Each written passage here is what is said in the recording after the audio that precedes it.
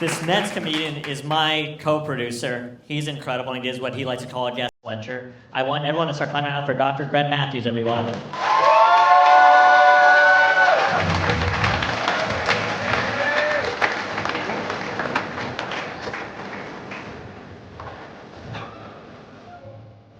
What's up? This is awesome. Hold on, these aren't my slides. I told my, I'm a college professor. I teach at Loyola. I have a PhD in statistics. Calm down. Loyola's solidly the best university on Devon Ave. I'll give it that. Give it up for Devon Ave. I told my coworker I was going to be doing a show at the Den Theater, and she said, hey, I've seen real comedians there before. And I was like, fuck you.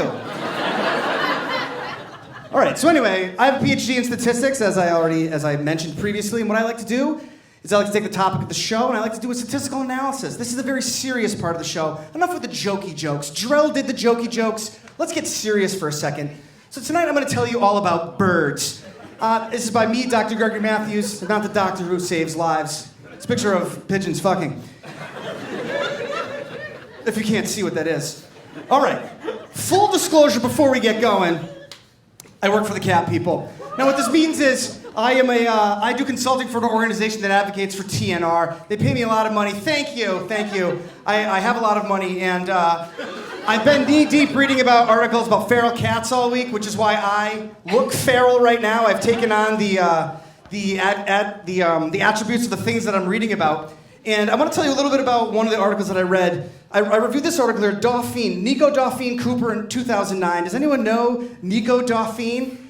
She was a bird researcher for the National Zoo, and she got caught poisoning cats. Now, there's not a ton of evidence. All they have is, the bird people here are like, yeah! There's not a ton of evidence for this lady. All they have her is on video multiple times, putting on gloves and poisoning cats with rat poison and antifreeze. So you know what? That's Nico Dauphine. She's in prison. She's not in prison. I don't know why I said that. And there's a picture of me with the money guns taking the cat people's money. Okay. Anyway, let's start in earnest. Let me ask you, let's start with a question. What's the scariest animal out there? The answer is humans. Humans are the scariest animals. And certainly if you've ever hunted humans like I have, you'll know that they're the most difficult prey. Okay, but besides humans, what animal has killed the most people? It's mosquitoes, that's correct. Mosquitoes are the scariest animal. Okay, but no one's scared of mosquitoes. What's the real scariest animal? What's the real scariest animal? Someone said it before. It's hippos, that's absolutely correct. The motherfucking hippo. I was Googling this and I found this thing. When hippos fly, hippopotamuses can move so fast they become airborne. How are we gonna sleep tonight knowing that? An airborne hippo? I don't wanna live in this world. And there's a picture of the hippo. You know what hippos say? I'm gonna trample your fucking face off. That's what hippos do. They trample people's fucking faces off. Okay, but after hippos, what's the scariest animal after hippos? Okay, lions, tigers, bears, scorpions, spiders, alligators, crocs, snakes, and seahorses. Look at this fucking guy. If you're not scared of that, I don't know what's wrong with you. That's a terrifying animal. But after all of that, I come to my primary thesis. What is the scariest animal of all after all those things? Birds. Which brings me to the real title of my lecture tonight. Birds, the most dangerous animal, asterisk. All right, because that asterisk is doing a lot of work. And again, there's the picture of the pigeons having sex. That's bird style. It's like floating back there. You like that? That's me doing it. Pigeon sex. All right. So animals I have personally been attacked by. Birds are the most dangerous animals. Animals I have personally been attacked by. My childhood cat, Perball Matthews, 3 R's, 2 T's. A goose when I was 4 years old, and a red-winged blackbird. I was running and it landed on my head. These things are fucking terrifying, okay? 2 out of 3 of these things are birds. That's a terrifying ratio. And in case you can't figure this out, I made a graphic here for you. This is the animals that have attacked me. Birds, 2, cat, 1, other, 0. Of all the graphs I've ever made in my life, that's definitely my favorite. I love that graph with all my heart. Birds are terrifying beasts. And it's not just me. What animal collides with planes the most? Birds. Which brings me to the real title of my lecture tonight. Birds, the most dangerous animal, asterisk, purposely attacking planes, double asterisk. They're purposefully attacking planes. This is great because I'm doing this. The bird people are right here, and I'm just shitting all over birds in front of them. I apologize. I'm sorry. I'm sorry I work for the cat people. But you know what? If you paid me as much as the cat people, I'm happy to be a bird person. I go where the cash is. Cash! Okay, so what I'm about to do, okay? Because you know what? I'm a scientist. I like to help people. Based on the analysis to come, I'm going to offer a solution, with an asterisk, to prevent tens of thousands of plane collisions, potentially saving thousands of deaths. So in a way, I guess I am the kind of doctor who saves lives. All right, and there's a picture of me saving lives with a stethoscope. That's my statistics stethoscope. Okay, let's get into the data. That's what I do. I dive into the data. Let's hop right in. I found a data set that has 174,104 animal collisions.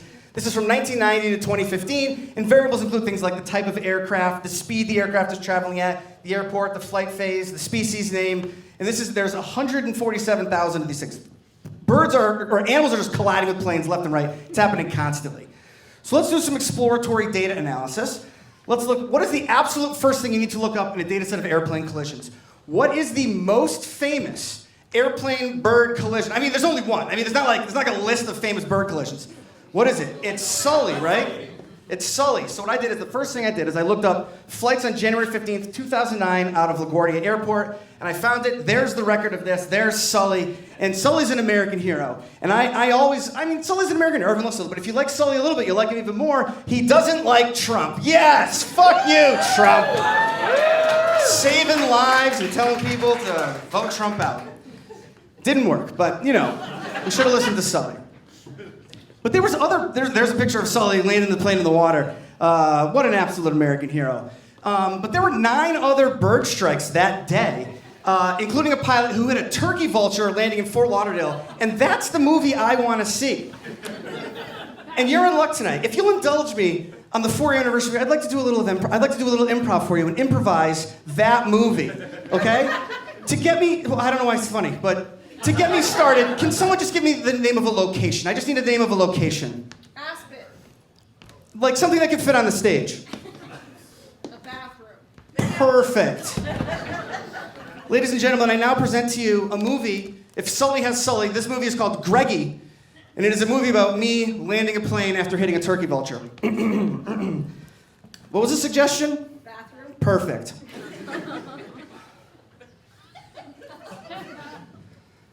Ladies and gentlemen, this is your captain. We are cruising at 20,000 feet. Oh my God, we hit a turkey vulture! Yes, and I need to land this plane in a bathroom and standing ovation! No, 0 people stood up. All right, I see where we're at. I spent a lot of money on those improv lessons. Okay, side note. Okay, so after that, how do I follow that? I was looking at bird names, and as far as I can tell, there was one 7th grade boy who was given full responsibility for naming all of the birds. These bird names are wildly juvenile. Let me give you some examples here. The wren tit, the red-footed booby, the dick sissel, the woodcock. Come on. There's no way adults named these things. There's also this guy who's not in the data set, but I love him very much. That's the cock of the rock. That's a male Andean cock of the rock, and he's the most baller of all the birds, in my opinion. And then there's the most ridiculously named bird I've ever. Let's just yell out parts of the female anatomy. The bush tit. That's a real bird? Come on, guys. Who's in charge of this? Not the adults. The bush tit? Side note's over. That's the end of the side note. Okay. So the next thing I noticed in the data set is that there were 498 coyote collisions. And my first thought was, is a coyote a bird? I actually Googled this. I was like, well, maybe there's a bird called the coyote. No, a coyote is not a bird. It's a mammal belonging to the dog family. But that's a genuine thing that I Googled. I was like, I don't know. Maybe it's a bird. So then I was like, all right, what other non-bird animals collided with planes? So in the data set, there's 4 collisions with snakes. There's 2 collisions with swine, Florida and Texas. And there's 5 collisions with moose. One of them was unknown and 4 of them are Alaska. All right? And what's interesting about this is that in Alaska, 85% of the pilots are actually moose. So all these collisions were moose flying into moose. It was moose on moose aircraft. And there's a picture of a moose flying a plane.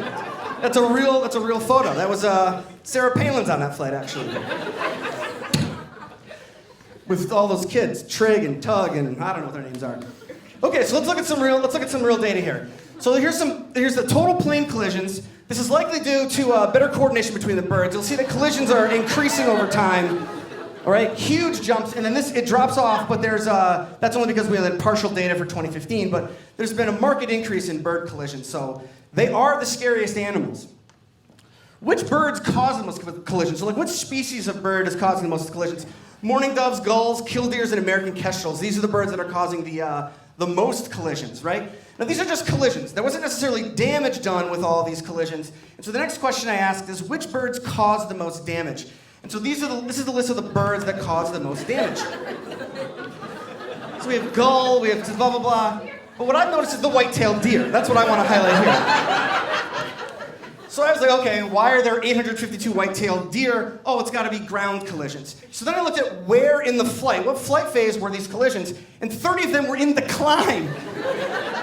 30 deer collisions during the climb. That's the part of the flight, I don't know if we have any pilots here, but that's the part of the flight where you go from on the ground to not on the ground anymore. And there was 30 collisions. So I was like, okay, maybe these are really low. So there's a lot of these were like, they're a foot off the ground. But then I found this record right here. This is from April 2nd, 1996. A height of 15 feet off the ground, going 80 miles an hour, and they hit a white-tailed deer. Now I looked this up. White-tailed deer top out at about 4 feet. What's going on here? Two theories here. First theory is that it was an April Fool's Day prank, and they just reported it a day late, right? That's one possibility. The only other possibility, they hit one of Santa's reindeer. That's the only other possible explanation. There's no other explanation for this. Okay. So what are the birds causing damage? So that was just the collisions. Which birds are causing damage? Or where are they causing the damage? So here we have all the different locations of the damage. We have windshield, wing, rotor, fuselage. Most of these damages are happening to the windshield and the rotor, but there's some that's happening in landing gear and the lights. And you see that there's all these different types of locations for these bird collisions causing damage. I don't even know when that slide's in there. I have nothing else to say about it. But here's where things are really interesting. I want to look at the seasonality of the most common colliders. So let's look at seasonality. This is collisions by month, and this is overall, and then we're going to look at it for the top 4, okay? So this is the incident month, and you can see that there's a peak here in like August and September, and then it drops off again in the fall, and it sort of rises slowly during the spring months, okay? If you look at this for the mourning dove, you see the same pattern, and we see this similar pattern for the American kestrel, the killdeer, and the barn swallow. There's this big peak in like July, August in the summer months, and there's lower stuff during the winter and during the spring, okay? So looking at these plots, the solution hit me like a white-tailed deer colliding with a prop plane. Let's take another look at these plots. Here's what I want to do. I'm going to label the mating season with pink bars because of love. It indicates the mating season, and I want you to remember, please don't fact check me on any of this, especially this part right here. So if you look at this right here, the mourning dove, that's the mating season of the mourning dove. Oh, they hate this so much. Okay.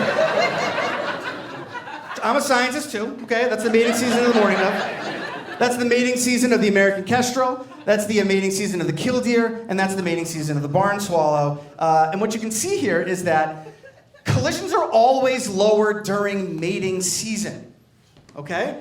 So I'm not just a statistician. I like to solve problems in the general world too. So we just need to extend mating season. What we need to do is make mating season go all year round, and we can save all these collisions. And I have a great slogan for it. More birds smashing equals less planes crashing.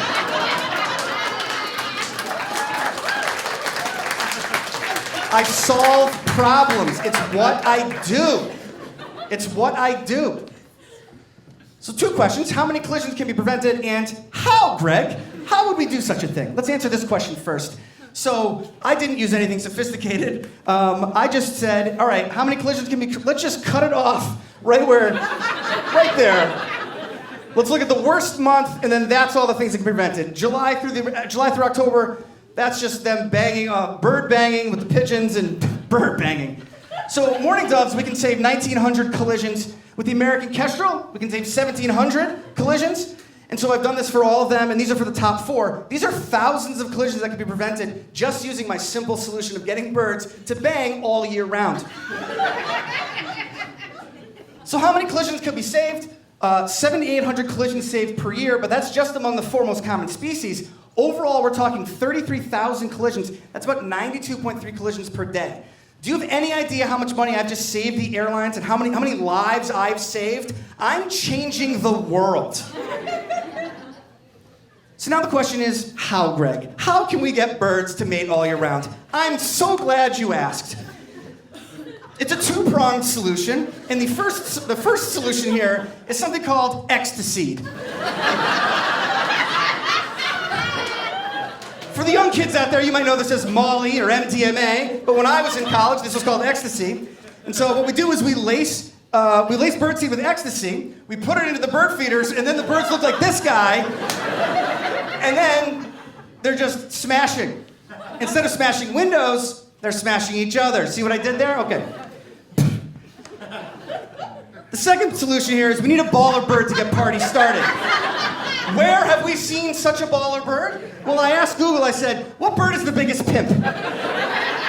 Let's let AI decide. And it said, the question is nonsensical, as biggest pimp is not termable golden birds. The ostrich is the largest living bird species, which has nothing to do with what I've asked for about it. So I made the decision, I want this guy to lead the sex parties. The cock of the rock. The cock of the rock. I'm just gonna keep saying it. The cock of the rock. So this guy clearly knows how to party. 2, he can deal the ecstasy. How would you deal the ecstasy? You do it in little pigeon pouches. This is a real news article from BBC. You put the drugs in the back of the pigeon. You put these on the cock of the rock. They're dealing ecstasy. We got raves everywhere. We're saving lives. We're saving lives. And 2, he participates in lecking. Does anyone? The bird people, what's lecking? Communal displays for attracting females. Yes, lecking is where they all the male birds get together and they like do a little dance and they're like, "What's up, ladies?" And then that's how it's basically an orchestrating orgies. All right? And that's what we need. That's the kind of stuff we need. So this is the cock of the rock. So I wanted to end this with a funny picture of that bird, cock of the rock. So I Googled cock of the rock funny and I got this. Which is a way better ending than anything I could come up with. So that's where we end. What have we learned today? Birds are the scariest animal. What's up, Al? Birds are the scariest animal. Coyotes are not birds, and more birds smashing equals less planes crashing. I've got fans. Enjoy the rest of the show.